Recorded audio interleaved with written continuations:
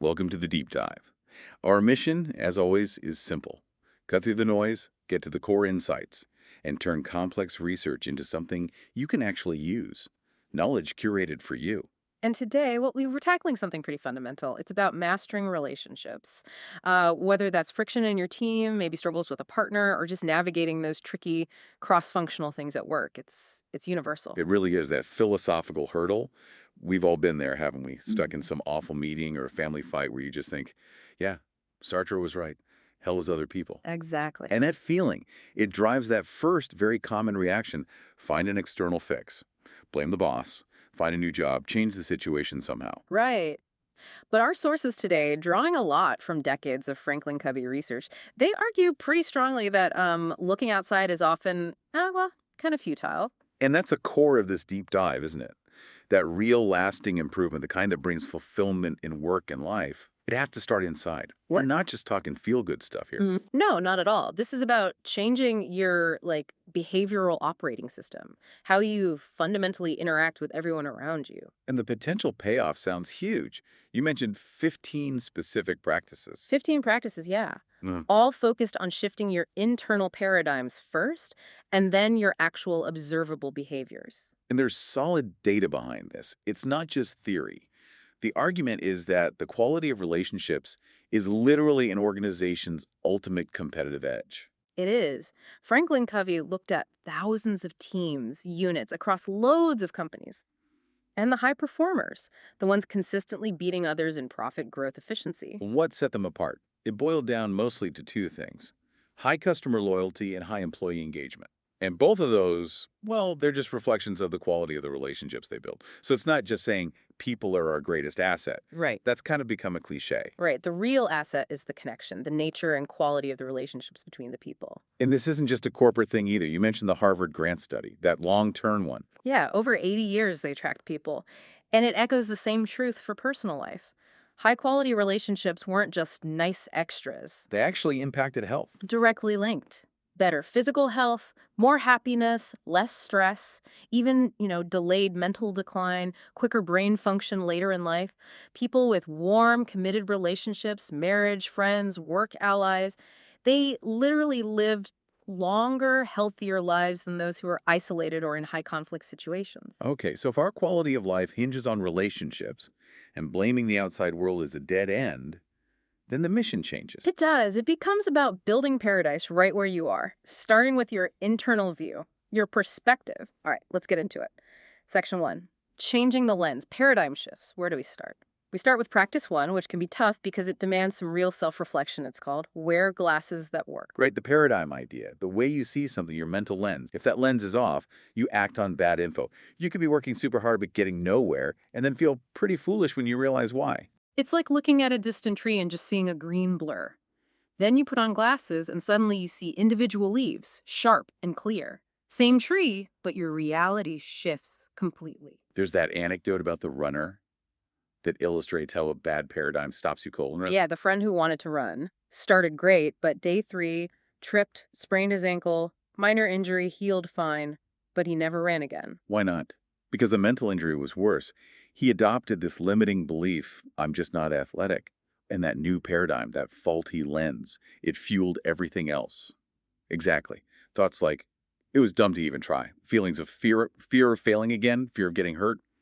And that led straight to the behavior, back on the couch. He Yeah. basically acted on a lie about his own potential. So the sprain was almost irrelevant. The real damage was the belief. Precisely. And the power of shifting that lens is shown so clearly in the story about the father training for a marathon with his daughter, Sydney. Sydney had some self esteem issues, partly linked to challenges with her hearing loss. And the father, for the first couple of years, he admitted he saw her through like a distorted lens. He saw her as fragile, maybe incapable. Yeah, and his goal was pretty selfish back then. He wanted a sub 4 hour marathon. So his focus, his behavior, it was all about his pace, his performance. He actually ran circles around her during training. Literally, he Yeah. admitted it, always ahead, hitting his times.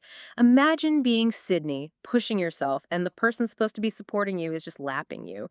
It screams, my goal matters more. Ouch. But then something shifted in the third year. He had this breakthrough. He realized Sydney had already shown incredible strength, incredible resilience, just dealing with her hearing challenges every day. His paradigm shifted. He stopped seeing her as incapable and started seeing her potential, her grit. And that internal change immediately changed his actions. Instantly. Whole new training plan. Sydney became the focus. He ran slightly behind her, pacing her, carrying her water, serving her needs. His goal changed from his time to her finishing strong. And the result? Incredible. She finished. 4 hours, 23 minutes. Huge physical feat.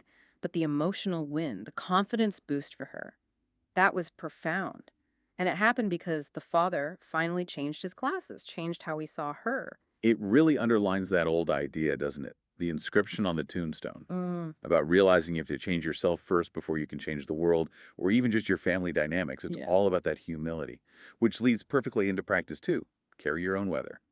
Ah, the Viktor Frankl idea. That ultimate human freedom, choosing your attitude no matter what's happening externally, looking inward, deciding how to think and feel based on your values, not just reacting to the storm outside. And the story of that professor illustrates it so well. Short, kind of rotund guy gets caught in a sudden downpour on the way to class, completely soaked, along with his students. And the students react how you'd expect, grumpy, letting the rain ruin their mood for the lecture. Totally.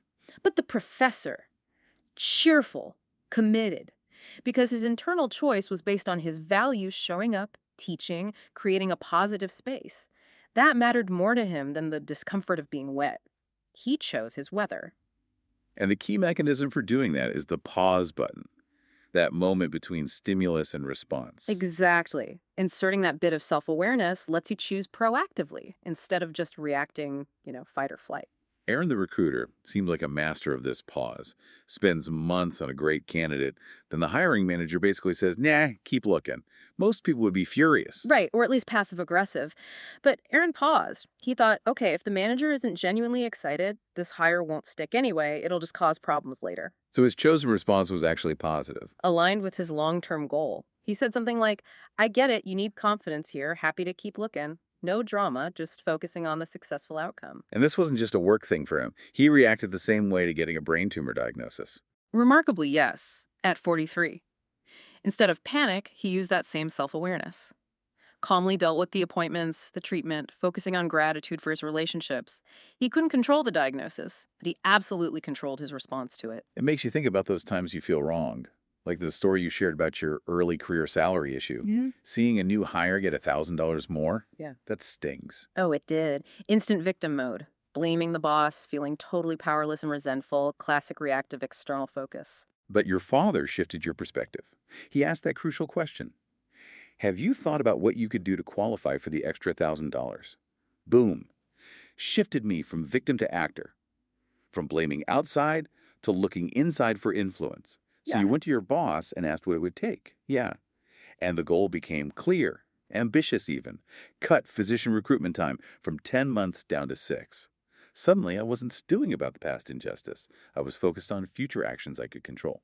Okay, but I have to push back a little here. It's easy to say, choose your attitude. What about genuinely toxic situations, real unfairness? Yeah. Isn't focusing externally sometimes the right thing? That's a really fair challenge. Right. And the sources aren't saying external problems don't exist or that you should just passively accept abuse. The point of practice, too, is that your initial response determines your power. If you react instantly with anger or blame or victimhood, you often give away your influence. But if you pause, acknowledge the emotion, anger, frustration, whatever it is, and then choose your response, even if that response is to fight back or leave strategically, you do it from a position of strength, not reactive weakness. That legacy question really drives it home. The friend who fired someone on the spot for disloyalty, Pure reaction, acting solely on that intense feeling of betrayal. but pausing to ask, what kind of leader do I want to be remembered as? It forced him to see his reaction was totally out of sync with his own values. He wanted to be a mentor, a positive influence, but his reactive firing damaged that legacy, probably scared other employees too. Carrying your own weather means remembering you always have that choice, even when you feel backed into a corner. Okay, so we've worked on the internal lens, the internal weather. Now, how does that translate outside? Section 2 is about credibility. Right. Practice 3, behave your way to credibility. This is where the internal meets the external. And the sources are pretty blunt here. People judge your behavior, not your intentions. Oof, that's stark. It is. Credibility happens when what you say aligns with what you do. If there's a gap, trust just vanishes. And building it needs three things: character, competence, and a long term view. Exactly. Let's take the long term view first, using that flat tire story. Chelsea brings her car in. Mechanic 1 sees an easy mark, lies about the tread dev, says 7 millimeters instead of 9 millimeters to sell her the four tires she doesn't need for $1,000. Classic short term win lose thinking. Damaged his credibility instantly, even if she didn't realize it right away. But Mechanic 2, totally different approach. He measures correctly, confirms she only needs one tire. But then, and this is key, he advises her to go to the dealership to get the tread shape down to match the others. He sent business away. He did. Cost him the sale right then. But it saved Chelsea about $800 and, more importantly, kept her safe from driving on mismatched tires. That behavior, putting the customer's well-being above immediate profit, built immense long-term trust. She became, a customer for life, telling everyone about him. That's behaving your way to credibility. Let's break down the other two pillars then. Yeah. Character first, being trustworthy even when it's hard. Like Todd and the missing contract. Yeah, Todd, young manager, makes a mistake, accidentally clips a signed contract to the wrong file. Finds it months later, nobody knows. Tempting to just shred it, right? Yeah. Avoid the fallout, totally. Big moral test, hide it, protect his image. Or confess and risk his job. He chose to confess. Walked into his boss's office, laid it out. My fault. Here's how I fix the process so it won't happen again. Yeah. And the boss's reaction. I admire you, Todd. I think I might have just thrown it away. The point is, character isn't about being perfect. It's about being honest, especially when it costs you something, proving you're trustworthy. But character isn't the whole picture. Which brings us to competence. The comparison between Craig and Marta highlights this. Both high character, right? Honest, reliable people. Absolutely. Likable, trustworthy. But Marta was constantly investing in her skills, taking courses, shadowing experts, really honing her business sense, her presentation abilities. Craig kind of coasted, relied on his good nature and past wins. So when that big complex project came up, The client picked Marta, no hesitation. Craig felt overlooked, maybe even betrayed, thinking his seniority and character should have won out. But the client needed specific skills to deliver the results. it shows character gets you in the door, maybe, but competence is what keeps you in the game and lets you succeed. You can't stop learning. Exactly. And competence can be built even in soft areas. Look at Malie. Great ideas, but terrified to speak up in meetings due to low confidence. How did she overcome that? Her colleague, Lisa, helped strategically. Lisa started sharing Molly's ideas anonymously in meetings. When those ideas got praise, Molly saw they had merit. It built her confidence bit by bit. External validation helped her find her voice. It did. She started speaking up herself, gained more confidence, and eventually suggested a process change that saved the company $65,000 a year. Consistent investment in competence turned her into a really trusted, high-impact contributor. And that ties back to the third element of credibility, the long term view. You mentioned your own frustration when your CEO insisted on approving every single hire, slowing things down. You first thought it was mistrust. Totally. My initial reaction was impatience, thinking, doesn't he trust my team's judgment? But I realized reacting that way would kill my credibility long term. So you paused, tried to see it from his side. Yeah, forced myself to anticipate his questions, really rigorous ones, but also compassionate, like, what's the core mission here? What do we truly lose if this job doesn't get filled? And that revealed his actual motive. It wasn't about distrusting me. It was about avoiding a repeat of a really painful restructuring they'd just gone through, where good people lost their jobs. His motive was caution, compassion, not control. By showing patience, understanding his why, and demonstrating skill over time, I built real trust. Transitory actions build confidence, sure, but trust. That comes from consistency over the long haul. Okay, internal perspective set, credibility being built. Now we need focus. Section 3, strategic focus and prioritization.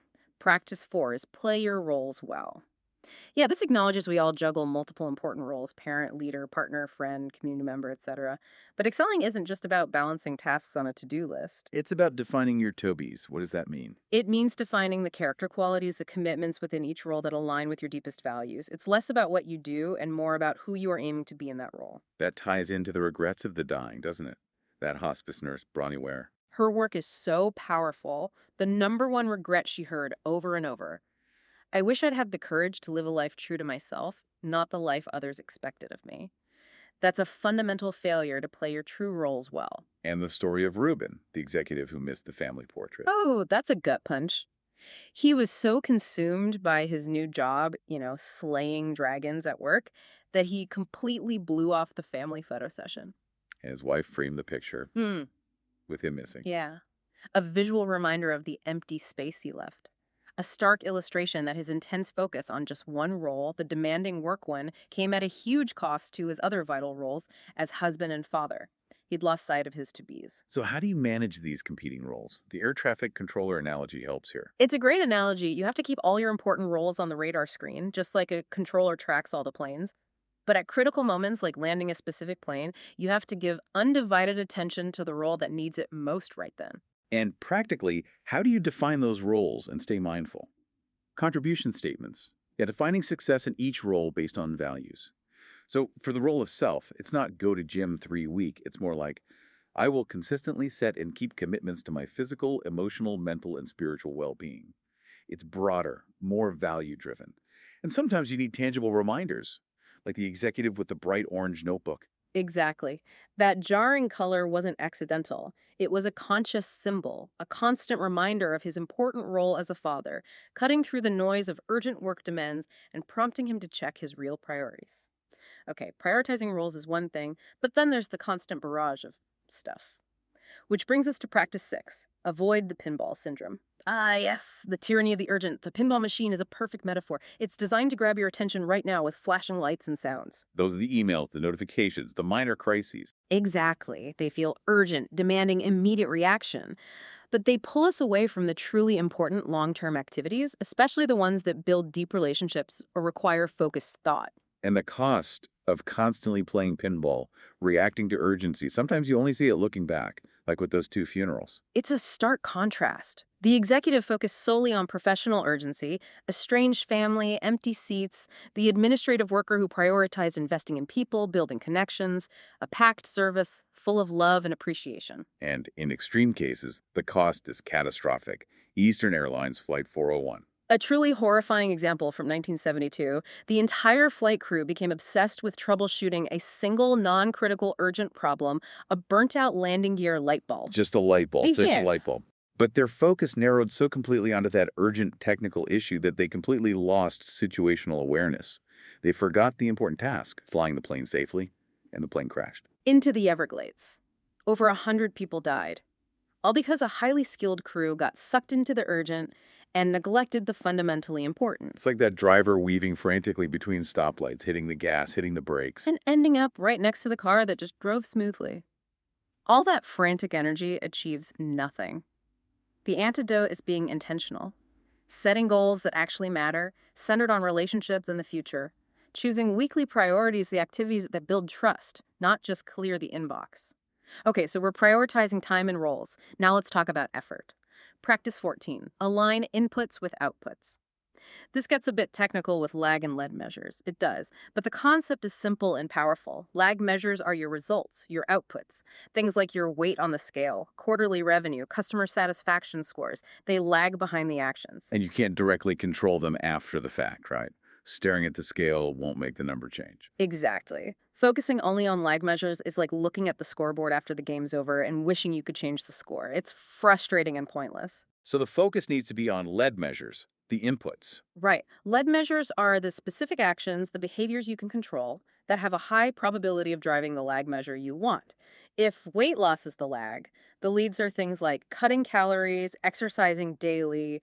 You control the inputs. Finding the right lead measures seems key, though. They have to actually predict the outcome and be influenceable. Absolutely. Like the shoe store example. Customer loyalty, the lag measure, didn't jump because of discounts. It jumped when clerks started offering to measure customers' feet, the lead measure. That simple input signaled care and personalization. Or the hotel focusing on check in time lead to boost satisfaction, lag. They focus on a controllable process element. Precisely. And it works on a micro level too. Think about Alex and Tiffany, the cashiers trying to get credit card signups, the lag measure. Alex used the standard script. Want to save 10%? Didn't work well. Like, That input was too generic, too abstract. But Tiffany changed one small input. She calculated the actual dollar amount the customer would save. so instead of 10%, she'd say Would you like to save $31 today? Exactly. That tiny change in input making the benefit concrete and immediate dramatically boosted her sign-up rate, the output. It aligned the input directly with a tangible customer benefit. And this applies to parenting too. Deb and her son Dylan, who kept forgetting his shoes. Classic example. The lag measure was Dylan's irresponsibility. The old inputs, nagging, yelling, driving back home to get the shoes they weren't working. In fact, they were reinforcing his dependence. So the new input had to align with the desired output, responsibility, which meant letting him face the natural consequence. Deb stopped turning the car around. Dylan had to spend the day at school in his socks. Ouch. Bet that only happened once. You bet. It was tough for Deb, but aligning the input, experiencing the consequence with the desired output, self-motivation or responsibility, solved the problem for good. It's about letting people own the task and the outcome. Okay, we've got internal perspective, credibility, focus.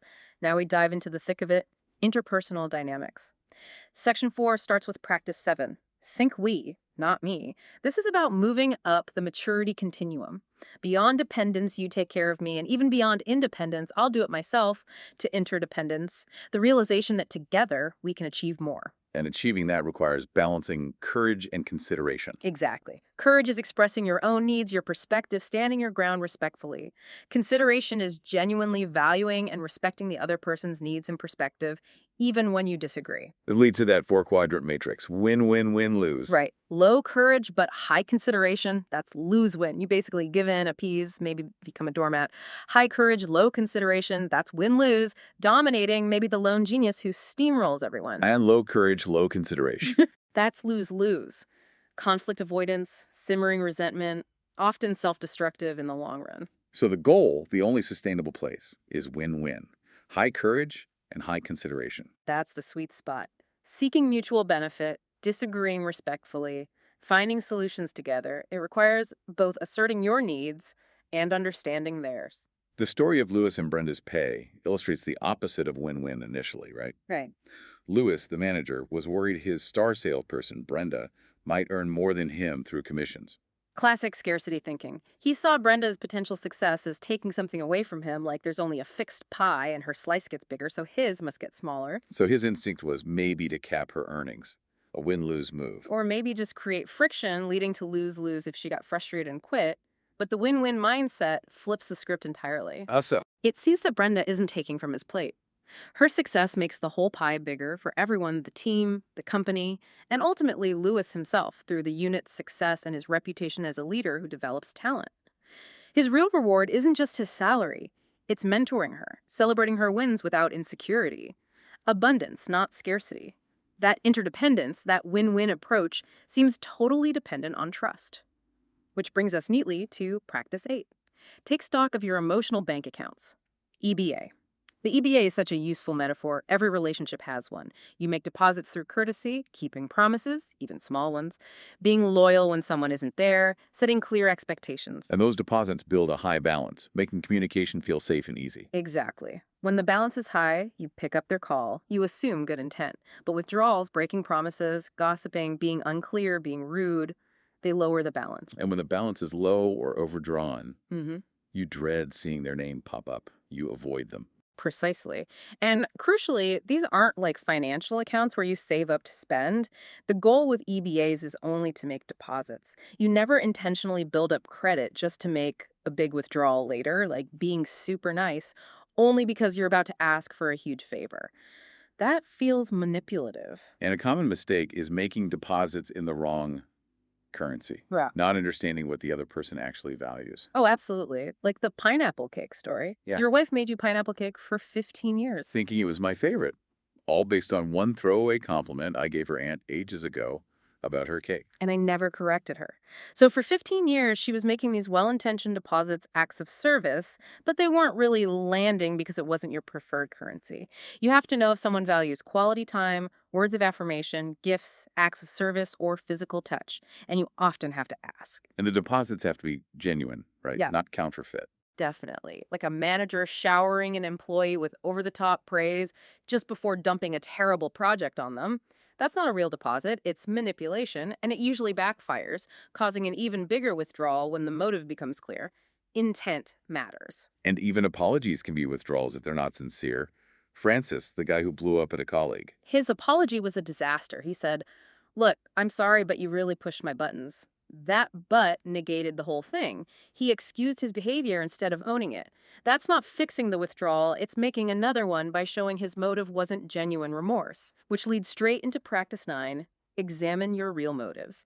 Because motives, the why behind our actions, always come through eventually. They really do. We need to move from operating on unconscious, often self serving autopilot motives to consciously choosing healthy, abundant ones. And the 5 whys technique can help uncover those hidden motives, like peeling an onion. Exactly. It's from Toyota's production system, used for root cause analysis. Take John, the leader, procrastinating on making difficult calls about a restructure, asking why. Repeatedly didn't reveal disagreement with the plan itself. What did it reveal? After digging down through the layers, the real motive emerged: a deep seated, unconscious fear of conflict. He wasn't stalling for strategic reasons, he was paralyzed by a desire to avoid confrontation. Knowing that allows you to address the real issue. And motives often stem from that scarcity versus abundance mindset again. Very often. Scarcity thinks success is zero sum. If you win, I lose. It breeds fear. Like Jerry, the manager who blocked his talented subordinate Lily from doing a radio interview. Why would he do that? His scarcity motive whispered, "What if she messes up? It'll make me look bad." He was protecting his own image out of insecurity instead of championing her growth. Whereas the abundance mindset celebrates others' success. Right, like the hospitality executive who'd already won everything. His driving motive wasn't more personal glory, it was seeing his team members win their own awards, reach their potential. He wanted them to get the President's Club trips. His legacy was their success. And since people can't read our minds, they judge our behavior, so we need to declare our intent. Crucial step, especially in sensitive situations. Like putting an employee, say Drew, on a performance improvement plan.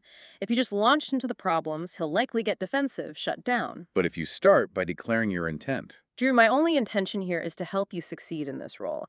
Let's talk about what's getting in the way and how we can fix it. Stating that positive intent up front makes it safer for him to hear the difficult feedback that follows. It frames the conversation constructively. this all builds towards practice 12, which feels bold. Extend trust. It does feel bold, maybe even risky. But the research suggests most relationship problems and organizational drag come from trusting too little, not too much. Leading with suspicion often creates the very outcome you fear. Like Rick, the VP who wouldn't hire that recommended video vendor. Everything looked good: samples, budget, references. Top-notch vendor. But Rick just couldn't pull the trigger. I'm just not sure. Gotta get this right. His default was mistrust. He stalled, demanded more proof, more references. And the outcome? Predictable. His suspicion wasted weeks. The vendor, needing to secure work, took another big project. Rick's company missed its deadline, and Rick's reaction. See? This is why I have trouble trusting people. He literally created his own negative proof through his lack of trust. A self-fulfilling prophecy. So, how do you extend trust without being naive? Smart trust. Smart trust, yes.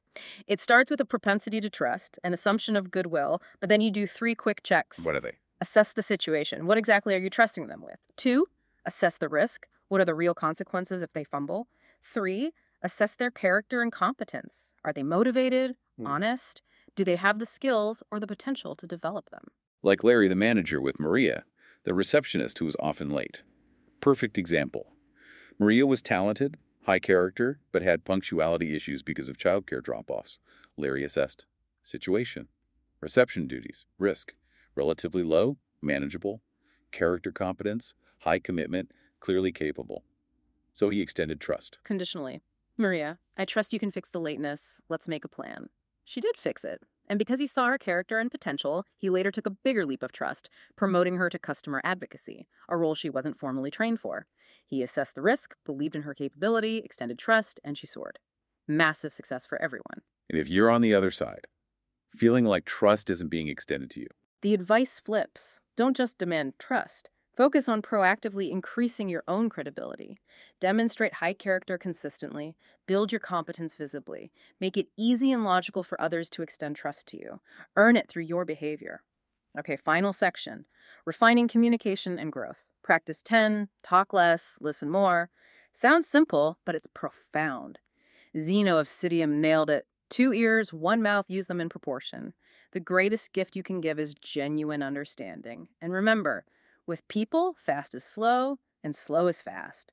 Rushing past understanding to fix things usually breaks things. The sitcom example of the guy fixing the vacuum. Yeah. Classic listening fail. Hilarious but painful. John's totally absorbed in the vacuum cleaner repair while his wife, Barbara, is trying to tell him something huge like she wants her mother to move in. And his replies are all about vacuum parts. Need a new belt. He's physically present but mentally absent, listening only to apply or not at all, kills trust. And the root cause is often autobiographical listening, filtering everything through our own experience. Yeah, we hear someone's problem and immediately jump to our own story or solution. Oh, that happened to me. Here's what you should do.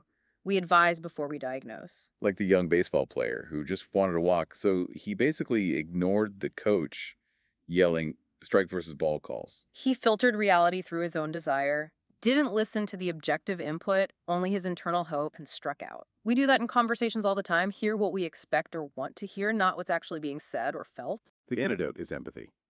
Karine and her mother needing heart surgery. A powerful story. Karine's mom was refusing the surgery, scared, tired. Karine's first instinct. Jump in with advice, logic. Mom, you have to do this. Autobiographical response. But she stopped herself. She paused. Instead of advising, she just listened and reflected the feeling. Wow, Mom, it sounds like you're really worried about the recovery. She didn't judge or push, just acknowledged the emotion. And that created safety. Total safety. Which allowed her mom to open up about her real motivation. She desperately wanted to see her grandkids grow up. Once that core desire was surfaced and validated, she decided to have the surgery. Karine never had to persuade her. The listening did the work. And the key skill is just reflecting back so you feel like it. It's incredibly powerful. Okay, so what I'm hearing is you feel frustrated because the pay plans have changed too often. It shows you're genuinely trying to understand their world, not just waiting to state your own case. All right, listening is crucial. Now, practice 11, get your volume right. This is about strengths becoming weaknesses. Exactly. Our greatest strengths, when we overuse them or turn the volume up too high, can become our biggest liabilities. They start frustrating people and actually hurting our results, like cranking your car stereo so loud it distorts the music and annoys everyone. Can you give some examples? Sure, being methodical and detail oriented is a strength, right? But turn the volume too high and it becomes analysis paralysis inactivity. Confidence is great, too high, it's arrogance. Assertiveness is good, too high, it's domineering. Thomas the programmer is the case study here. His strength was being methodical. Perfectionistic, detail obsessed, great for coding quality usually, but his volume was stuck on max. Causing him to miss his golf tee time repeatedly. And much worse, he delayed a critical product launch 3 times because the code wasn't absolutely flawless in his eyes. Excellent wasn't good enough. His strength, dialed way too high, was sabotaging commitments, damaging relationships, and hurting the business. He needed to dial it back, allow for collaboration, accept good enough sometimes. Precisely. Recognize that his overused strength was becoming a liability. Even you recognize this in yourself with the strength of being accommodating. Yeah, that one hit home. Saying yes to everything like a last minute keynote felt like being helpful. But turned up too high, it meant I was sacrificing other important things, family time, writing deadlines, and ending up stressed and doing a mediocre job everywhere. The solution wasn't to stop being accommodating, but to get the volume right. Maybe say no sometimes, or delegate, or find another solution that doesn't overextend you. Balance the strength. Okay, final practice for growth. Practice 13. Make it safe to tell the truth. Getting feedback. Absolutely essential. We all have blind spots. Without feedback, we're the emperor with no clothes, totally unaware of our negative impact. The word feedback itself comes from feed like nourish and back like support. Its purpose is growth. But insecurity gets in the way. Karsten, the plant manager. He was overly directive, saw feedback as weakness. His team was terrified of him. They knew there were quality control problems. 10 defective seals out of every 100. That's huge. Massive. But nobody dared tell Karsten because he hadn't made it safe. His insecurity created a culture of silence that directly impacted the bottom line. So, how do you make it safe? 4 steps. First, assume good intent. Even if the feedback feels subjective or clumsy, like you talk too much, try to believe the person is offering it to help, not to wound. It makes it easier to hear, like telling someone their zipper's down awkward but helpful intent. Second, ask for feedback proactively and specifically. Don't wait for the annual review surprise attack. Regularly ask things like, what's one thing I'm doing well that I should keep doing? What's one thing getting in my way that I should stop? What could I start doing differently tomorrow to be more effective? Dana, the consultant, became the most sought after expert simply by relentlessly asking those specific questions after every engagement. People felt heard, and she improved rapidly. Third, evaluate the feedback. You don't act on everything, right? No way. You mentioned getting 42 conflicting suggestions after one speech. Trying to please everyone makes you inauthentic and ineffective. Filter the feedback through your own values, your vision, what resonates, what aligns with who you want to be. Choose what to act on. And finally, act on it, or at least close the loop. Yes. Taking action shows the person their feedback mattered. Even explaining why you're choosing not to act on a specific piece shows respect. It makes them much more likely to offer feedback again. Think Michael Jordan failures, missed shots were just feedback driving him back to the gym. Embrace it. Wow. Okay, that's a journey through 14 powerful practices, from internal shifts in perspective and Yeah. attitude Through building external credibility and strategic focus. to navigating tricky interpersonal dynamics and refining communication. Yeah. But all of it, every single practice, really rests on one ultimate foundation. The 15th practice, start with humility. It often gets mistaken for weakness, doesn't it? Being humble. Completely misunderstood, but research actually shows humility links to greater self control, like in those candy experiments with kids. Also, to more physical stamina, more perseverance, and definitely stronger social bonds. Humble leaders aren't meek, they're just more concerned with what is right than being right. Less ego involved. And that ego. It's toxic for relationships and organizations. Jim Collins found that huge personal egos were a major factor in the decline or mediocrity of something like two-thirds of the average companies he studied. Humility lets leaders shed that ego, actually listen, extend trust, admit mistakes, and truly collaborate. It reminds me of that St. Augustine quote. Do you wish to rise? Begin by descending. You plan a tower that will pierce the clouds. Lay first the foundation of humility. That's it exactly. That descent, that foundational work is what enables all these other practices. It's the starting point. So, those whole deep dives suggest that while relationships can feel like hell sometimes, the internal work, applying these practices, can actually transform them into our greatest source of strength, fulfillment, and even competitive advantage. Which leads us to the final thought for you, the listener, grounded in that foundation of humility. Out of everything we've discussed today, what single practice will you commit to changing internally, starting this week, to fundamentally shift the dynamic in your most important relationship? Pick one. Because the change doesn't start out there, it starts right here with your choice.